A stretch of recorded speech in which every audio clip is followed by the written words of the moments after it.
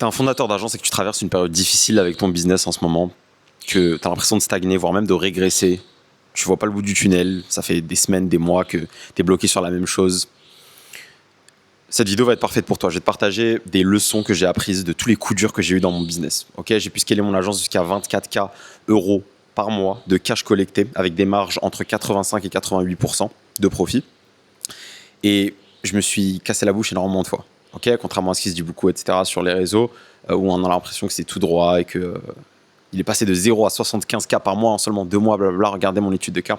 Je vais essayer de te donner une perspective beaucoup plus authentique là-dessus et de te montrer concrètement ce que j'ai pu apprendre de presque 4 ans maintenant d'être fondateur d'agence tout simplement et d'essayer de scaler tant bien que mal en partant de littéralement zéro. Je vais y aller directement, je ne vais pas te faire perdre ton temps. Le premier point que j'avais envie de discuter avec toi, c'est le volume. Il faut que tu saches, surtout si tu es dans cette période-là, en dessous de 15-20K par mois de cash collecté, que personne ne sait qui tu es. Et tu vas me dire, bah oui, je sais, j'ai pas envie d'être famous, etc. Non, personne ne sait qui tu es dans ta niche. C'est-à-dire que l'avatar client là que tu vises, les prospects idéaux que tu veux avoir, ils ne savent pas qui tu es. Et j'ai mis beaucoup de temps à réaliser ça parce que j'avais cette idée selon laquelle fallait pas spammer les gens, fallait choisir son avatar client bien spécifiquement, son prospect, etc. Bien y réfléchir, faire des choses personnalisées. J'avais aucune idée de l'importance monumentale du volume. Il faut que tu fasses du volume. Aujourd'hui, tu vas probablement te reconnaître là-dedans si tu es quelqu'un, par exemple, qui utilise qu'un seul canal d'acquisition. C'est-à-dire que tu fais, par exemple, que des ads, ou tu fais, par exemple, que de la création de contenu, ou tu fais que de la prospection à froid, ou tu fais que du partenariat, genre bouche à oreille, ou alors juste des partenariats, on va dire, avec commission et autres. Personne ne sait qui tu es. Et le volume est la raison numéro 1 actuellement qui tue ton business, je peux te le garantir, ou du moins qui l'empêche d'avancer. Et c'est la raison numéro 1 qui fait que tu n'avances pas et que tu as l'impression de régresser même, parfois. Le volume annule la chance. J'ai envie que tu te prennes un calepin et que tu te notes cette phrase. Le volume annule la chance. Il faut que tu te mettes dans une position avec ton agence où tu fasses tellement de volume que tu sois impossible à ignorer. Deviens impossible à ignorer. Il y a un truc que j'appelle l'acquisition multimodale. J'ai fait une vidéo là-dessus sur ma chaîne. Tu pourras checker si tu es nouveau ici. Il faut que tu mettes en place un système d'acquisition qui te permettent de mettre en synergie tous les moyens d'acquisition de trafic. Les ads, la prospection à froid et le contenu. Ces trois-là ne sont pas des teams que tu dois choisir. Okay, ce n'est pas le FC prospection à froid ou le AC contenu. Non, les trois marchent en cohérence. Les trois marchent en synergie et s'entre-boostent les uns les autres, si tu vois ce que je veux dire. Quelqu'un qui t'a vu en ads, il aura beaucoup plus de chances de répondre par exemple à un message de prospection à froid. Quelqu'un qui t'a vu en contenu organique, il aura beaucoup plus de chances de cliquer sur ta ad. Il y a cette loi de la familiarité, c'est un principe en psychologie que tu as vraiment envie de suivre ici dans ta manière de générer du trafic et de le convertir. Premier point donc, fais du volume. Fais beaucoup plus de volume. Là, ce que tu fais actuellement, fais beaucoup plus. Fais 5 fois plus, 10 fois plus. Si actuellement tu envoies 20, 30, 50 messages par jour, envoie-en 300. Si actuellement tu fais un réel par semaine, j'espère que ce n'est pas le cas, fais-en 2 par jour. Ok, multiplie tous les efforts que tu fais. Et un point important là-dessus, c'est que tu ne dois pas encore une fois être dans un raisonnement unidimensionnel. Ce n'est pas soit la qualité, soit la quantité. Il faut que tu aies les deux. Et la qualité, vu que toi, tu as un business actuellement, elle ne dépend pas forcément d'un montage de fou ou des explosions partout, de la dopamine à foison qui est cheap. Elle dépend de à quel point le prospect, après avoir consommé ton contenu, il va avoir une facilité à résoudre sa problématique. Okay, à quel point ton insight, là, la value que tu viens de lui donner, elle est éclairante, tu vois. Elle lui permet de vraiment sortir de la situation douloureuse dans laquelle il a été. Le deuxième point que je voulais mentionner avec toi, et il est vraiment terrible celui-ci, c'est de supprimer des choses avant d'en ajouter. Et je vais t'expliquer ce que je veux dire par là. La plupart du temps, on a l'impression qu'il nous manque des choses dans notre business. C'est-à-dire qu'il y a des activités en plus qu'on doit faire. Il y a, je ne sais pas, un membre de notre équipe qui nous manque, tu vois, on doit recruter ceci, cela, on doit lancer cette nouvelle campagne, on doit faire ce nouveau truc. Il faut que tu comprennes que ton cerveau, il adore le changement. En fait, il adore l'excitation, la dopamine qui est créée par le changement, par la nouveauté. Ne te laisse pas avoir par ça. Si tu es dans une situation aujourd'hui où tu stagnes et tu n'arrives pas à atteindre le point que tu veux atteindre, prends bien conscience que c'est ton cerveau qui t'a amené ici. C'est le fait de t'écouter. C'est pas quelqu'un d'autre, c'est toi. C'est le fait de t'écouter toi, aujourd'hui, le fait d'écouter ton cerveau, le fait d'écouter ce qui te suggère, c'est ce qui t'a amené à être frustré, à ne pas atteindre la situation désirée. Donc, il faut que tu apprennes à te décorer, à te dissocier plutôt de ce que ton cerveau te dit, est-ce que tu as envie de faire, est-ce que tu ressens, de ce qu'il faut vraiment faire. Donc, supprimer avant d'ajouter, c'est un truc que j'ai mis beaucoup de temps à comprendre. Dans mon agence, typiquement, j'ai eu une longue période où j'ai gardé plein de ce qu'on appelle des VA, des assistants virtuels, qui font en gros des tâches admin ou genre de la prospection, ce genre de choses. Pour te la faire courte, j'avais un VA qui générait 80-85% du résultat. C'est-à-dire que 85% des appels de vente qualifiés que je générais avec mon agence venaient de ce seul VA. Autrement dit, c'était une perte de temps absolue pour moi et j'en avais 3. Donc ça veut dire que, enfin, je ne sais pas si tu te rends compte, mais ça veut dire que les deux autres se partageaient 10 à 15%, enfin 15 à 20% des résultats. Et lui, à tout seul, il ramenait 80 à 85% des résultats. Au lieu de me concentrer sur lui, de supprimer ces deux-là, et de le mettre du coup en full-time, etc., j'ai commencé à recruter d'autres VA. Et peut-être que toi, tu vas te reconnaître dans cette situation-là, dans un exemple annexe, tu vois. Peut-être que ça sera par rapport à de la publicité, peut-être que ça sera par rapport à autre chose, tu vois. C'est une des pires erreurs que j'ai faites. Supprime avant d'ajouter. Là, c'est le cas typique où, juste en regardant la data et en étant absolument rationnel sur la situation, je me serais rapidement rendu compte que là, il y avait littéralement le 80-20 qui venait d'un seul des mecs que j'avais dans ma team. Donc la solution la plus rationnelle, c'était de tout miser sur ce mec, c'était de le faire passer en full time et du coup de doubler, tripler le volume que lui faisait. Mieux encore, une fois que lui, il a plus assez d'heures, on va dire, pour pouvoir générer du trafic, la solution, c'est de le faire passer en manager, disons, et recruter d'autres personnes et le laisser lui les entraîner, ou même créer un SOP, un entraînement, un tutoriel bien clair par rapport à lui, son succès à lui, et ensuite le donner à ces nouvelles recrues-là, qui va lui pouvoir manager en tant que setter en chef, si tu veux. Ça aurait été la solution la plus rationnelle. J'ai mis, je crois, 4-5 mois avant de l'apprendre. Et ça peut te paraître ridicule, mais énormément des personnes que j'accompagne aujourd'hui au sein du Scaling Lab, qui est mon programme d'accompagnement, je les vois tomber dans ce piège, c'est-à-dire ajouter systématiquement, chercher la nouveauté au lieu de juste supprimer. De dire, OK, on est lean, on se focus sur le 80-20. Très important, supprime avant d'ajouter. Tu vas te rendre compte qu'il y a plein ils appellent ça, les anglophones, tu sais, cut the fat, tu vois. Genre, en gros, enlève le gras, tu vois. Genre, garde juste le pur muscle, tu vois, le truc qui fait avancer ton business, la machine. Un autre point que j'avais envie de mentionner avec toi, qui est d'une importance extrême, c'est le fait de te focus sur la social proof. En fait, il faut que tu comprennes qu'on est aujourd'hui dans une ère du scepticisme absolument monumentale. Les gens n'ont absolument rien à faire de ton système, de ton produit, de ta méthode révolutionnaire. J'utilise l'IA, j'utilise machin. J'utilise mon système. Les gens, ils aiment bien me donner un nom un peu stylé, genre le mécanisme unique, qui a été beaucoup promu avec Hormozy. Mais ils mettent de côté le fait qu'aujourd'hui, tout le monde pense que tu es un scammer. En fait, il faut comprendre que aujourd'hui, là, avec ton agence, si tu es dans une situation où tu stagnes, il faut que tu comprennes vraiment que jusqu'à preuve du contraire, quand tu t'adresses à du trafic froid, donc à quelqu'un qui ne te connaît pas, jusqu'à preuve du contraire, tu es un énième scammer d'Internet. Tu es encore un autre scammer, encore un autre mec d'Internet là qui veut juste leur prendre leur argent et apporter zéro résultat. Jusqu'à preuve du contraire, tu as cette position par défaut aujourd'hui. Ça, c'est l'état du marché en 2025. La solution pour ça, c'est quoi ?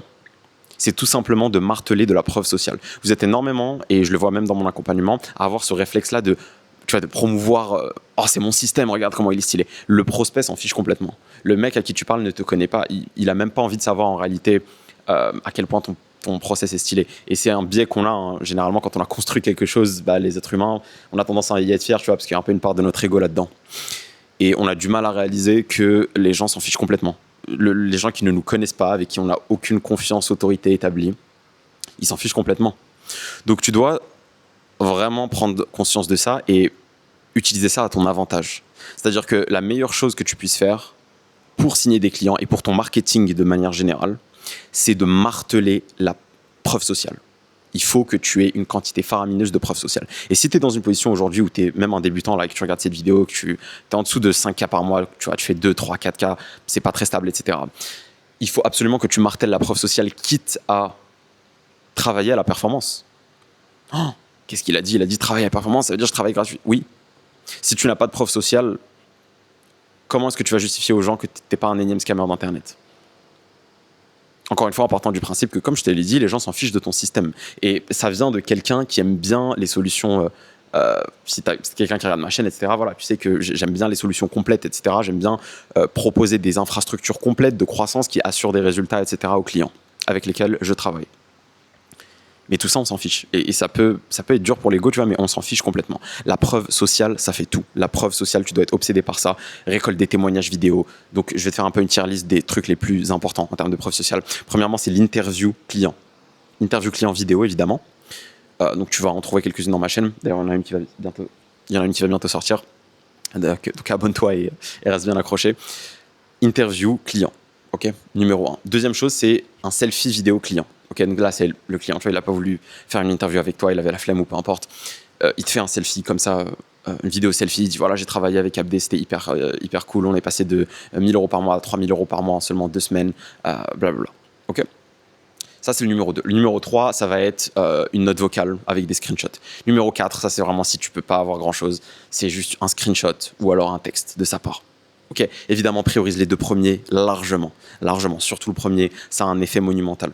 Ok, tu vas pouvoir le spammer partout, dans tout ton marketing, sur ton YouTube, sur tes réseaux courts, tes plateformes de contenu court, et même durant ton process de vente. Ok, c'est-à-dire que quand tu seras en train de faire ton setting, tu pourras utiliser cette preuve sociale-là pour convaincre la personne. Quand tu seras en appel de vente, tu pourras utiliser cette preuve sociale-là, ces résultats clients, ces chiffres concrets que tu as pu générer pour closer ce client. La preuve sociale, sois obsédé par la preuve sociale. Je peux te garantir que juste spammer la preuve sociale en ayant un système tout con, genre tu peux littéralement leur dire on vous génère des clients en envoyant des DM sur LinkedIn. Voilà notre système. Je peux te garantir que si tu as 15 personnes sur ton site ou sur ton profil Insta, tu vois, épinglé ou un truc comme ça, ou dans ta chaîne YouTube où tu as une playlist études de cas témoignages comme moi, et tu leur mets juste des témoignages, tu leur dis machin est passé de 1 000 € par mois à 6 000 € par mois, machin est passé de 10 K par mois à 100 K par mois, et tu leur dis que c'est juste des DM que tu as envoyés, je peux te garantir que ça suffira. Vraiment, je peux te le garantir. Donc ça, c'est le point numéro 3. L'autre point, c'est dès que tu commences à récolter assez de preuves sociales, ça va être d'augmenter tes prix. En fait, il faut que tu comprennes que dès lors que ton pipeline est assez rempli, c'est-à-dire que tu as des gens en fait qui sont intéressés, mais genre vraiment régulièrement. C'est-à-dire que tu es dans une position où vraiment tu commences à avoir 4, 5, 6, 7 appels de vente par jour. Il faut impérativement que tu augmentes tes prix. Et je sais que ça peut paraître tout con dit comme ça, mais beaucoup de personnes cherchent à signer plus de clients au lieu de juste chercher de meilleurs clients et les faire payer plus cher. Il faut que tu comprennes quelque chose, c'est que le fait d'augmenter tes prix, c'est un des meilleurs effets de levier que tu puisses avoir dans ton business. Pour 2 raisons principales. Premièrement, ça te permettra de scaler plus en ayant moins de clients ou en travaillant toujours avec le même nombre de clients. C'est-à-dire que tu pourras passer de 50 K par mois à 100 K par mois, par exemple, en gardant le même nombre de clients. Juste parce que tu as fait x2 avec tes prix. Et la deuxième chose, et c'est un truc extrêmement sous-estimé par beaucoup de fondateurs d'agences, ça va être que tu vas travailler avec de meilleurs clients. Oui, les clients riches sont de meilleurs clients que les clients pauvres. Il faut vraiment que tu acceptes cette réalité-là. Pareil, j'avais du mal un peu à le comprendre. J'ai mis beaucoup de temps à assimiler ce truc avant d'en avoir fait l'expérience, en fait. Et c'est ce que j'essaye de t'éviter en faisant cette vidéo-là, c'est que tu n'aies pas à taper des clients cauchemardesques. Tu sais, le client qui t'a payé 500 balles et qui demande la lune et qui n'est pas foutu de te donner les docs ou les ressources dont tu as besoin pour faire le travail sur lequel il te met la pression. Tu vois ce genre de client, tu vas en avoir beaucoup des comme ça si tu continues à pricer bas, malheureusement. Évidemment, pour avoir le privilège de pricer fort, CF le point précédent, il faut que tu aies assez de social proof, etc. Dès que tu commences à en avoir, n'hésite pas à augmenter tes prix. Vraiment, n'hésite pas à augmenter tes prix. Ça va avoir un effet incroyable sur ton business. Tu vas attirer de bien meilleurs clients. Tu vas aussi, et ça c'est un point que j'aurais pu rajouter en bonus, tu vas avoir aussi une meilleure estime de toi. En fait, dis-toi que quand tu vas commencer à closer des clients en beaucoup plus cher, bah, tu vas commencer à avoir une estime de toi en mode attends, mais je suis quelqu'un qui mérite qu'on lui envoie 8K cash upfront après un appel de vente de 1 heure. Genre, je suis ce genre de personne-là. Ne sous-estime pas l'effet que ça va avoir sur ton ego, sur ton estime de soi, sur ton estime de toi, du coup. et surtout l'impact que ça aura du coup en effet boule de neige sur les autres appels que tu vas faire et les autres clients que tu vas vouloir closer. Parce que je peux te garantir qu'un des meilleurs trucs que tu puisses avoir dans ton business, c'est cet effet de spirale ascendante. C'est, tu sais, quand tu gagnes, ensuite tu gagnes et tu regagnes et tu regagnes. Et en fait, tu es juste dans une boucle infinie où, genre, tu te sens incroyable. Tu te sens comme le winner. Rends-toi service et mets-toi dans des conditions où tu peux être dans cette spirale ascendante. Le point suivant, c'est de vraiment te mettre dans une position dans ton agence où, et franchement, c'est un truc que je vis encore aujourd'hui, où tu acceptes la difficulté, où tu acceptes l'échec. C'est quelque chose qui est encore une fois très difficile à voir dans les réseaux parce que tout le monde te montre la vie de rêve, etc. Rien que moi, tu le vois, là, on est dans une villa de fou à Bali, je crois, fait genre littéralement 4 millions avec des potes. Et bah, tu peux peut-être regarder cette vidéo et dire oh, mais il a une vie trop bien, vas-y, je vais pas l'écouter, etc. J'ai envie de te partager quelque chose, c'est que je stresse beaucoup plus et peut-être pas du stress, mais en tout cas, j'ai beaucoup plus de pression et beaucoup plus d'anxiété que quand j'étais broke. Un truc que j'ai envie de te partager, c'est vraiment qu'il faut que tu acceptes que c'est difficile. Là, le chemin que tu es en train de prendre, il est difficile. Que tu sois à 5, 10, 15, 20 cas par mois quand tu regardes cette vidéo, comprends et accepte que le chemin est difficile. En fait, à chaque étape où tu vas être, tu vas avoir des trucs relous qui vont t'arriver. Tu vas avoir des coups durs. Moi, par exemple, récemment, pour te partager ça, j'avais l'impression de... Je sais pas d'où ça vient, récemment dans mon business, de pas être assez, de pas faire assez. Et un de ces jours, dernièrement, je me suis posé avec mon coach actuel et il m'a dit, mais mec, tu fais tout là. Enfin, les daily tasks que tu dois faire, le deep work là, que tu dois faire quotidiennement, où tu travailles sur toutes les tâches qui font objectivement avancer ton business, tu le fais rigoureusement. Il m'a dit, pourquoi est-ce que tu es anxieux? Et je me suis posé 2 secondes et en fait, j'ai réalisé que j'avais un problème beaucoup plus profond que ça, c'était que j'acceptais pas que ce soit difficile. Je n'acceptais pas que ce soit difficile. Et c'est un problème assez spécial et peut-être que tu vas te reconnaître là-dedans, c'est que tu fais le travail, genre t'as rien à te reprocher, mais vu que t'as pas les résultats, tu as l'impression que tu fais pas assez et du coup ça te crée de l'anxiété et du coup tu as envie de faire plus, mais sauf qu'il y a rien de plus à faire en réalité et t'es dans cette boucle comme ça infernale et ça te crée une anxiété vraiment vraiment pas agréable et qui est vraiment pas à ton avantage. C'est quelque chose que j'ai vraiment eu récemment. En fait, il faut que tu te rendes compte que parfois, genre, mec, il y a rien à faire, il y a rien à réparer, tu vois, il y a rien à changer. C'est genre juste continue à faire le truc chiant, mais plus longtemps. Littéralement plus longtemps. Et bah, dernièrement, j'ai eu un déclic, etc. J'ai commencé à closer beaucoup plus, etc. Et c'est le fruit de mon travail, je sais pas, d'il y a, je sais pas, les 60 derniers jours peut-être. Et en fait, cette anxiété et cette envie perpétuellement, tu sais, d'avoir de la dopamine ou d'avoir du résultat ou d'avoir du changement, de la nouveauté, c'est quelque chose qui peut vraiment, vraiment te tuer. Je ferai probablement une vidéo plus en profondeur sur ce sujet-là parce que je pense que c'est quelque chose qui tue vraiment beaucoup, beaucoup d'entrepreneurs et spécifiquement d'agences. L'autre point, et je pense que ça va être le dernier, sauf si j'en ai un autre qui me vient en tête, là j'ai pris des petites notes sur mon tel comme tu le vois, ça va être de rester au contact du terrain. Je pense qu'une des grosses erreurs que j'ai faites et qui m'a fait perdre beaucoup de temps et qui a retardé pas mal du succès que j'ai pu avoir dernièrement, c'est de parler à tes clients, de rester au contact du terrain si tu veux. Genre vraiment d'être sur le terrain H24, de toujours récupérer du feedback, etc. Donc je vais te donner un exemple, ça peut être à travers par exemple des stories ou à travers le fait de communiquer très régulièrement avec les clients que tu as déjà signés. Un truc qu'il faut vraiment pas faire, c'est, tu sais, te dire oh, j'ai signé des clients, c'est bon. Genre je les ai signés en mode c'est du passé, je me concentre sur les nouveaux. Et c'est un truc assez subtil parce que à la fois c'est une bonne chose à faire dans le sens où t'as pas envie de te reposer sur tes clients éternellement, tu vois, de te dire oh, c'est bon je vais les garder éternellement, genre toujours être dans l'acquisition évidemment, tant que tu peux supporter ça niveau service delivery hein, évidemment. Mais en même temps, en fait, il faut que tu aies un contact très rapproché par tes clients. Parce que comprends bien une chose, c'est que ces clients-là que tu as déjà signés, c'est une des meilleures sources de data possibles. Et comprends bien que la data dans ton business, c'est de l'or. C'est littéralement de l'or. Si tu récoltes assez de data sur ton avatar client idéal et que tu commences à le connaître littéralement par cœur, mais genre mathématiquement, tu vois, avec des chiffres, des stats et tout, tu vas pouvoir créer le meilleur produit du monde pour ta niche spécifiquement, pour ton avatar client spécifique. Et en même temps, tu vas pouvoir créer le meilleur contenu du monde, forcément. Si tu connais le mec par cœur, tu sais ce qui l'empêche de dormir la nuit. Tu sais exactement ce qu'il veut atteindre. Tu connais son jargon par cœur, tu le comprends, mais vraiment comme si tu étais dans sa tête. Tu es dans la meilleure position possible pour pouvoir avoir un business excellent, exceptionnel, avoir une agence qui délivre des résultats exceptionnels. Pourquoi ? Parce qu'elle est tellement, tellement spécialisée. Elle est tellement faite pour servir cet avatar client-là dont tu parles spécifiquement. Donc reste au contact de ta niche, soit sur le terrain, reste sur le terrain vraiment H24. Ok, te dis pas, c'est bon, je les ai signés, ils m'ont déjà donné leur 4K, leur 5K, allez, next.